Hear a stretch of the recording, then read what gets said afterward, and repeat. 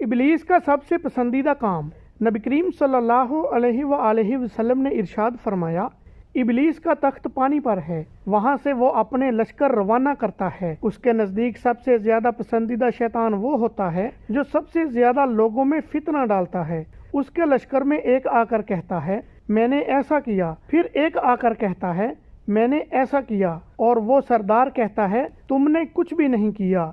फिर उनमें से एक आकर कहता है मैंने एक मियाँ बीवी के दरमियान झगड़ा करा दिया है। वो उसको अपने करीब करके कहता है हाँ तुमने बहुत अच्छा काम किया है, और उसको गले लगा लेता है। मियाँ बीवी में इख्तलाफ पैदा करना शैतान के नज़दीक सबसे बेहतर काम इसलिए है कि उनके इख्तलाफ से सिर्फ दो इंसानों ही के दरमियान नहीं बल्कि दो खानदानों के दरमियान इख्तलाफात हो जाते हैं। लिहाजा मियाँ बीवी को ऐसे मौका पर आऊज़ु बिल्लाहि मिनश शैतानिर रजीम पढ़ना चाहिए।